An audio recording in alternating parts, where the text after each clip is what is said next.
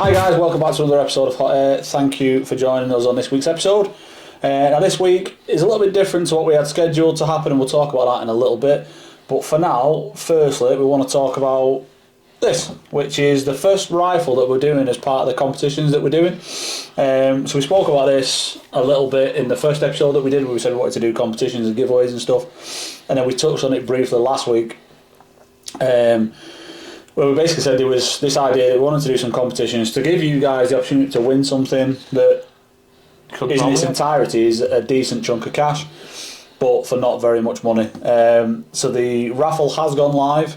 The competition has gone live on the Field Sports Equip website. Got to call it that, apparently. Yeah, and the reason it's gone live is because somebody who was visiting the website clicked on the test competition, bought a ticket and paid for shipping, and because someone had entered into the competition, I have to honour it or get legally told off. So it was easy to do that, to just open the comp and just say, right, apologise to you guys because I wanted to give you guys first dibs on it. Yeah, it was meant to be tonight, guys, but it's there. It's got. Yeah, and there's only a handful of tickets sold so far. Yeah.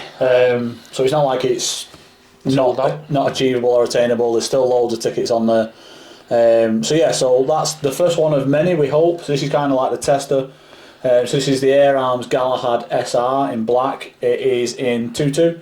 It'll come with the Hawk Eclipse scope. I'm not 100% certain on the magnification, but it's a decent scope. The retail about £250-300. I think it's hang on. I'm cheating, by the way. It's a 4 to 16 by 50 side focal infrared. So there you go. It's got your infrared on there, and it is the Eclipse, by the way. So it's Hawk Eclipse. Yeah, so decent starter kit for somebody, or even a decent mid-range kit for someone. I think brand new is like £1,300, and the scope, like I said, between £250 and £300. So all together, this is an ex-demo one. So all in all, there's about £1,000 worth of gear that we're virtually giving away. So that's the first part of what we wanted to talk about today. And if you do win this, depending on where you are in the world, we can send it to you. So don't worry about if you're far away. Well, let's just stipulate that. As long as you're in the UK, so that's Scotland, Wales, I will send it to an RFD of your choosing, free of charge. There'll be no transfer fee. And the shop at the other end, they'll obviously charge you £25 as per normal.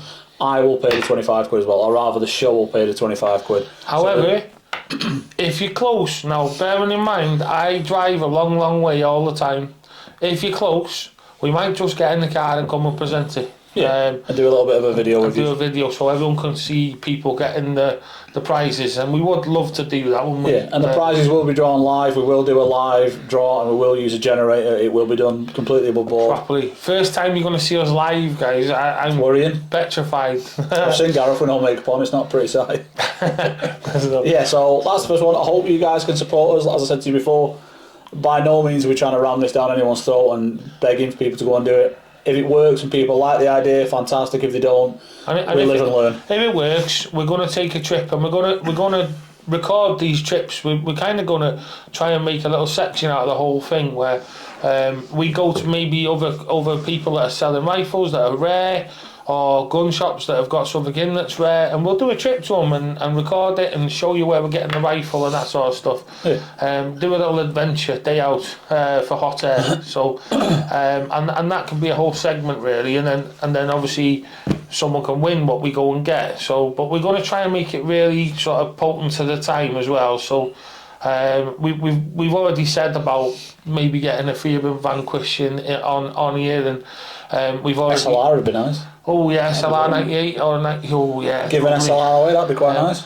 So if we get a collector that we know quite a lot of, and they've got one, we could do a trip to their place, pick it up, video it all, and show you exactly where it's come from, and then you can bid on it, and not bid, enter the competition for it. Got to be careful what we say. Yeah, we don't bid. There is a question on to answer. They are very simple questions, but there is one. Yeah, just to make it legal, guys, and everything. So yeah. But there's that, and then obviously it's going to lead up to eventually we're going to do the scimitars. So there's like we said already. So there's plenty there. We need to see how it progresses and see if it's viable and if it works. And hopefully it is. Hopefully you support us, and we'll make a good segment out of it. Yeah, cool. So that's that. Yeah, guys. So that was the competition. Like I said, we hope you can support us. If you can't, that's absolutely fine. If you want to, fantastic, and we'd love that. Now, this week's episode, as we said, was meant to be about a trip to go and see one of the airgun greats. It was meant to be going and see Mr. Venom, Ivan Hancock. But unfortunately, Ivan, as some of you may know or may not know, he's not been a well guy. And also, he's of an age where he doesn't really want to be getting Ivan. He doesn't want us two rocking up, and if he's not feeling the best. So unfortunately for now, I think we're going to have to put that on the back burner from me and Gareth going visiting Ivan and doing an interview in his home.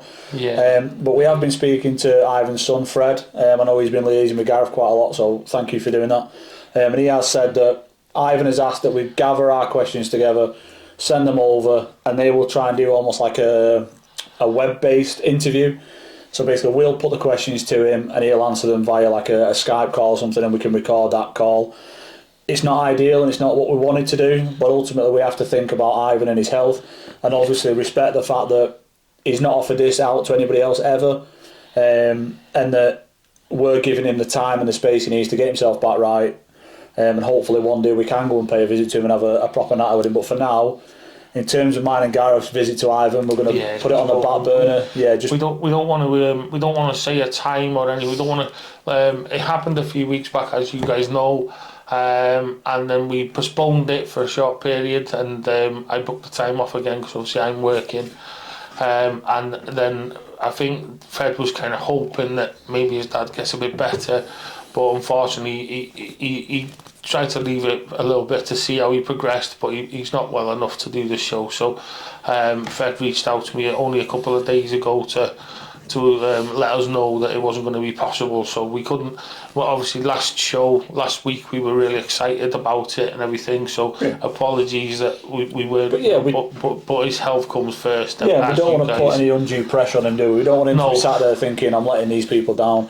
At the end of the day, it'd be an honour for me to go and visit him, and as I know it would be for Gareth to go and visit him. And also, I know from a lot of you guys watching who are big Venom fans, obviously to get him on camera speaking and talking and telling tales and telling stories and stuff, I think it'd be wonderful. But unfortunately, as Gareth said, we do need to park that idea just until he gets to a point in time where hopefully he feels up to it. So yeah. So I think from that forward on that, guys, what we're going to do is flip it on its head a little bit.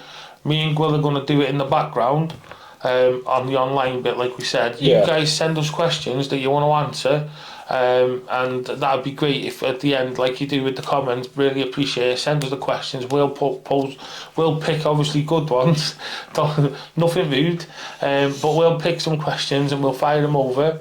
Yeah. And then when we've done that, we'll come back to you and surprise you with it, rather than give you a time and let you down. And don't want to do that again. So really, from us and everyone else, so sorry about that. And it's just obviously Fred's. Ivan's health is the most important thing. So but on the back of that bad news, yes, we had an interesting day today. So obviously we couldn't go and see Ivan because, as we've just mentioned, he's not been up to it. But what he did, we're not going to mention names because I'm not sure if it's 100% set in stone yet. But basically, we went and visited. I think a lot of people know already. Oh yeah. Well, basically, we went and visited the guy who's the gun maker. So the guy who's going to do the custom build with us. He's really excited. He can't wait to get going with it. We're really excited. We've had a bit of a hiccup with the stock maker. Apparently, downhill mountain biking and bombs don't mix. And don't get on that mountain bike. Once you're repaired, don't get on that mountain bike ever again. Both wrists repair quickly. Yeah. So for somebody who makes stocks by hand, breaking both your wrists isn't the way forward. It's not good. No. So we had a really good visit yesterday with the guy who's going to make the actions. We will tell you that is as and when it's confirmed, and as I said in the last video, we will 100%, as long as he wants to be, we will name him and we will give him as much credit as he's deserved, because I think he's a really, really clever guy. I love his work, and I know there's a lot of people out there that love his work. And we dropped off. Oh yeah, so the longbow has gone as well, finally. So we dropped that off with him? Yeah, so the longbow that we've had in the shop for about a year now, we finally dropped off. It's not a year, but since we started this journey, we dropped that off with him, and he's going to do his custom bits to it, make it look all nice and smart, and then he's gliding it, guys. He's come up with some and this one's going to be given away in the same way probably as the competition, but free. Yeah, it's completely free. We're just going to pick someone at random. What we will do is probably just get you to, I don't know, leave a word in the description as and when it's ready, and we'll just get them words together and we'll just pick out one at random. Whoever's won it, it's yours. What we are going to do, and I think this is important, is the stock and the engraving won't be done until we've done the draw, because I think the person who wins the rifle ultimately should have a say in what it looks like. So they might not want it engraving. There might be a left-handed shooter, there might be a right-handed shooter. And I know when we've asked questions in the past, a lot of people have put up, don't forget there's left-handed people out there, and don't forget not everyone likes engraved air rifles. So I think it's important for us. We'll build the bulk of it, and then the finishing touches, we will do them dependent on the person who's won and if they want those finishing bits putting onto it. If not, absolutely fine, it's your rifle at the end of the day. However, like they do with the Ripleys, only not on the trigger, on the actual tube, action tube, if they didn't want it engraved, inside there, underneath, we're going to have, you know, hot air rifle collaboration between, and we're going to state everything, so that people, so that going forward, that gun can never get claimed as anything else. It's going to be a hot air gun, and that's what it is. Yeah. So. And then the other bit of news is that the range is open from this Saturday. Yes. So the big grand opening is on the 30th of March. So really can't wait. Unfortunately, I can't be there for the bulk of the day. I've got the shop to sort after. It is what it is. It's just devastating that. No, it's not. It is what it is. I'm a businessman. I've got a business to run at the end of the day. I've got priorities. It's devastating. I will say that He's because he's done kind. so much for this range. Honestly, guys, without Quill, we looked at a bare field. How long ago? Wasn't even that long ago. January. 3 months ago. 3 months we looked ago, at a bare field and we went shooting on my little bit of land that I've got. That it's not my land, but my shoot, as you guys know.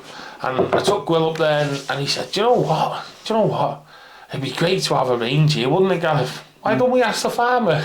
And that gathered momentum really quick. Went from buying the property to buying the shooting rights to doing all the stuff that you need to do to get it all above board, and then paying silly amounts of money for the huts and stuff.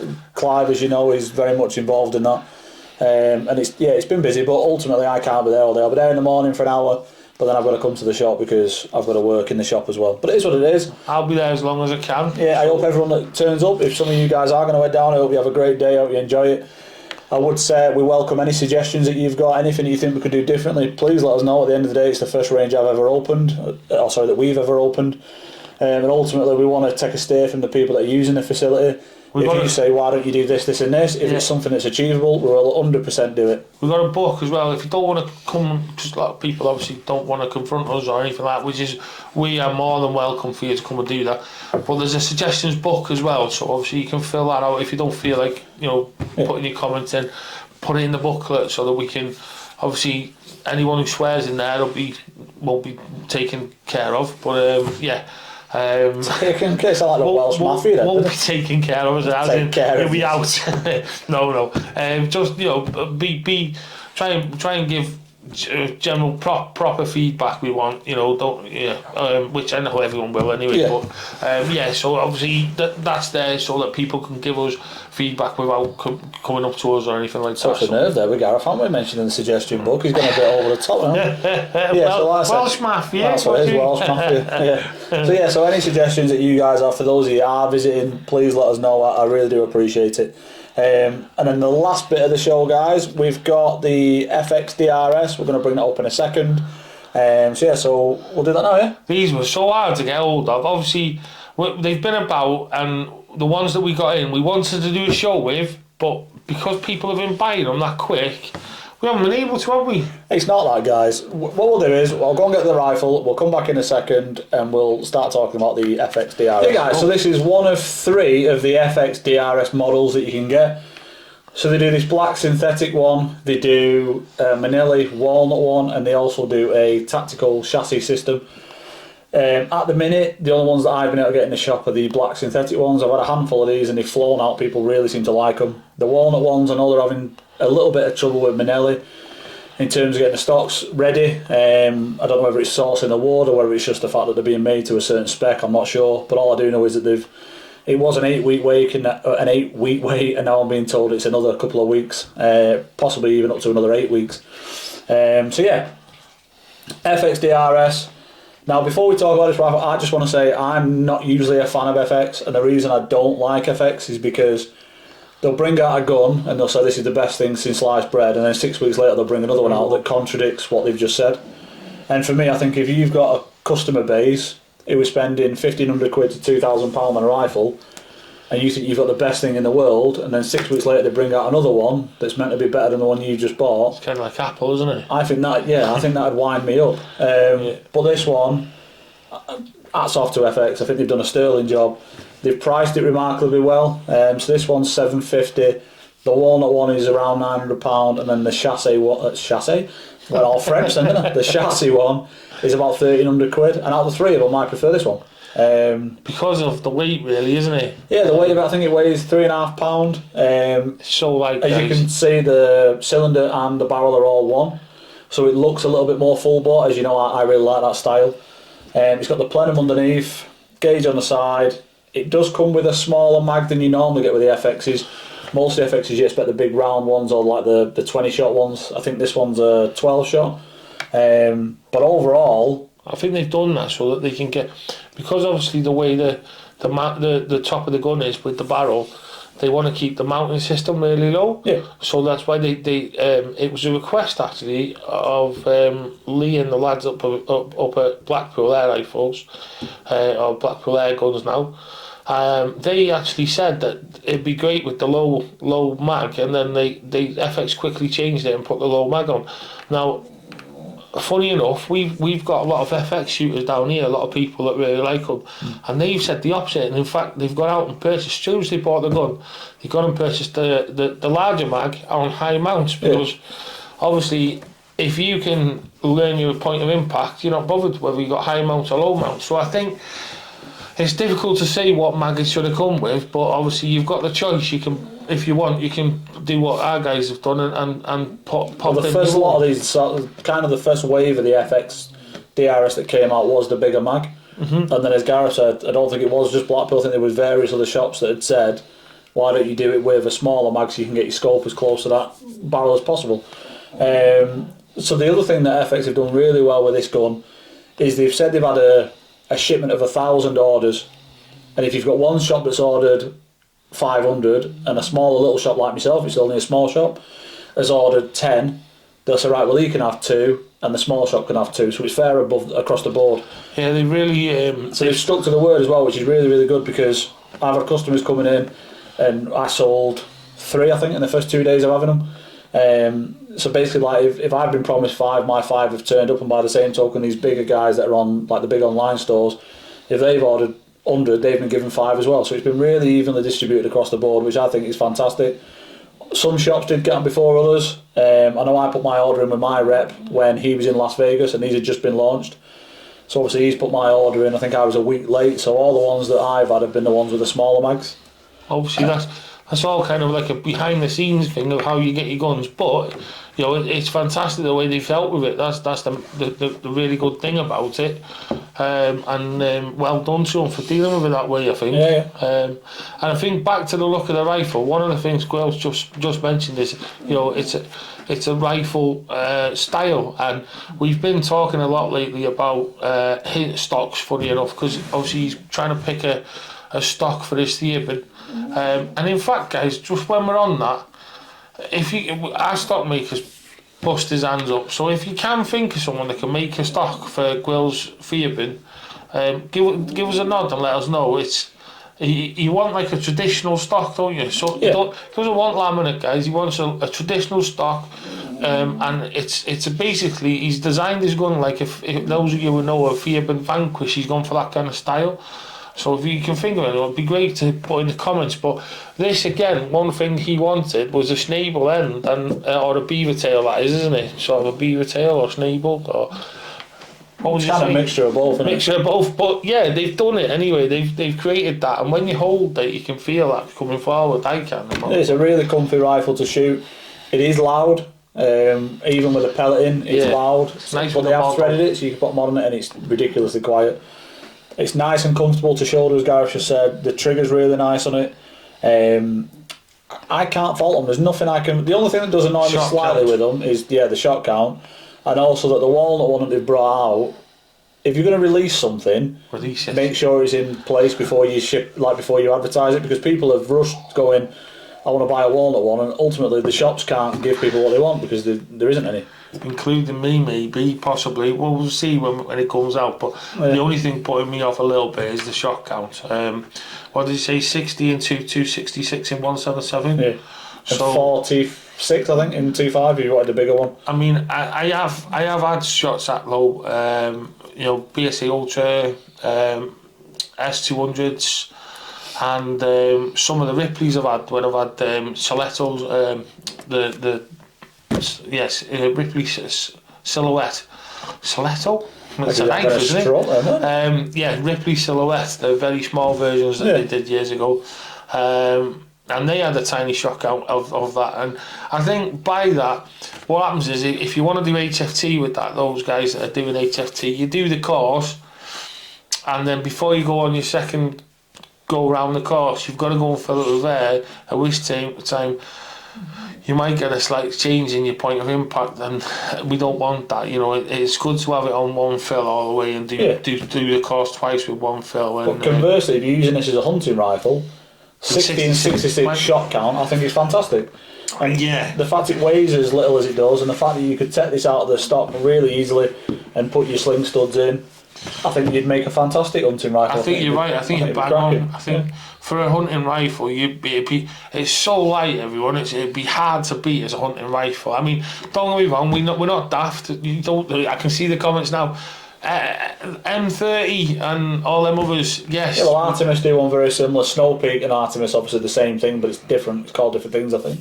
But they've had a dabble. FX have had the, fair dues to them. They've seen that, they look really nice, and I think it's nice to see people doing something different. And the other thing I like about this as well, like normally when you get the FX rifles, typically it's like a modular system, so it's almost like a Lego brick and you bolt stuff onto it, a bit like a Meccano set. I like the fact that this is as simple as it is. It's quite a basic setup. I love the fact that it looks like a hunting rifle. It's got that nice traditional style stock. I like the fact that you've got the plenum down here that almost looks like a mag. I love the fact that the cylinder and the barrel are all as one, so it has just got that one barrel coming out. I think FX designers have done a really, really sterling job with it. I'm not a fan of the tactical one. I'm not a big fan of tactical looking rifles anyway. I do like the traditional stuff. And for me, out of the three of them, this is the one that I've liked the most. Mostly because the Warner ones I haven't seen yet. The chassis ones I don't really like, chassis style guns. But for me, this one, for the money you're spending, I think it's been priced phenomenally well. It's lightweight. It's a really good build. It's made by a decent company. And ultimately, if you're in the market for something that's around the £750 mark, I can't think of anything that's as good and as light. And it's got the heritage that FX has got. I can't think of anything. I'm going to tell you, it's a boring story. I'll do it in 2 seconds. But we were up the range testing targets, which we're probably going to do a lot of lately. We have to give it a test, don't we, before we open it and let everybody else have a go. And my son, we've been trying to, Jaden, hello, he's always watching. We've been trying to get him used to shooting, and I didn't start him very young. Quill took him out on the shotgun. He was brilliant, but he didn't look very comfortable. And Quill spotted it. He said, "Try it in the left." And Moggy, thank you. He's got one of these purchased from the shop. And he said, "Here you go, Jaden. Have a go at this." And straight away, he shouldered it perfect. Bringing it up on his left hand side. So he's right-handed, everyone, but he shoots left. So, same as me. I'm exactly the same. Right-handed, but I shoot left-handed. So he spotted his fairway because obviously he's the same. But I've been trying to get him to shoot all these years, and bless him, he's felt uncomfortable and everything. And he was great once he'd done that, wasn't he? Yeah. And that's another big nod to FX for this gun. The fact that they put an ambi stock on. You can't flip the bolt over because there's no cutout on this side, so it is just on that side. Me personally, as a left-handed shooter, that bolt is on the right side for me. So I always do this to people in the shop. So if I'm holding that on that side, whether it be on sticks or on a bipod, I don't have to come up to readjust and swap hands. I can literally hold that, cock, and I'm away. So that for me is perfect. And I like it when these gun manufacturers think of stuff like that, the fact that everyone can buy one and you're not being penalised for being a left-handed shooter. You don't have to wait for an additional stock, or you don't have to pay more money to get an addition, like a different rollover on the stock. So for me, like I say, I can't find anything wrong with it. And I'm a huge fan of the old-fashioned stocks, and I'm trying to pick up one at the moment, an old Tyrolean. And I was actually told the other day that years gone by, there was another manufacturer called Webley, as we all know, and they made an ambidextrous Tyrolean. Yeah? Yeah. So it was a Tyrolean Like that, surely. on both sides, yeah. It's a rare gun. It's a tracker, Webley tracker. Yeah. It's very, very rare and worth apparently a lot of money. But yeah, not to Brian for letting me know about that one. Yeah.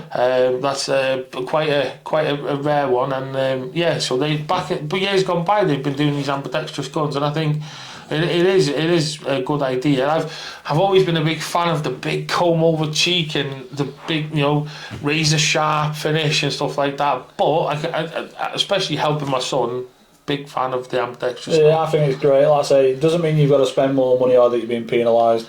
It's really comfy. It's got a really nice butt pad on it. It's a really comfy rifle to shoulder. It's not heavy. There's no weight to it at all, so it's not trying to drag you forward. It's quiet with a mod on. Take the mod off and it is a little bit loud. If you are shooting it down the range, you're not going to be too bothered about that.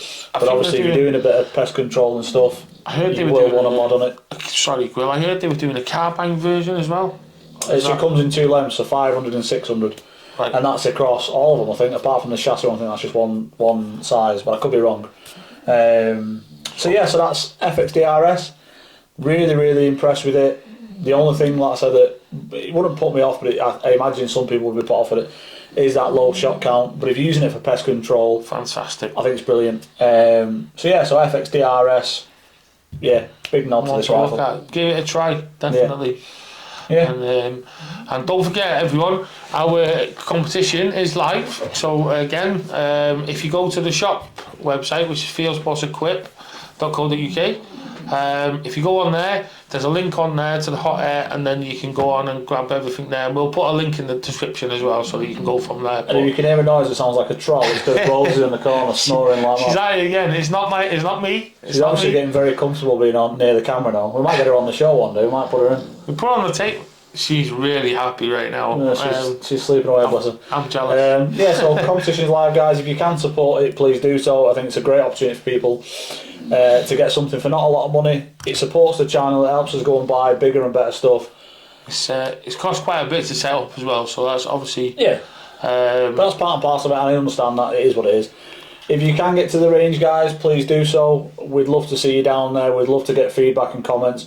And if you're there, like I said, I won't be there for the bulk of the day, but Gareth will be there. Go and say hello. Go and ask as many questions as you want. And also, please like, share and subscribe. We really do appreciate the feedback that you guys give us. We love the fact that you guys are so involved and that you like what me and Gareth are doing. Obviously, when we took the show over from Lloydie and Tony, there was always a little bit of doubt. There was an element of doubt that we weren't going to live up to that expectation. It was worrying. And you know what? We've even had Tony come to us and say you're doing a fantastic job. So that he likes the show. I had a chat with him today. Subscribe, Tony. Yeah, I hope he has. He better have. He'll be getting it if he hasn't.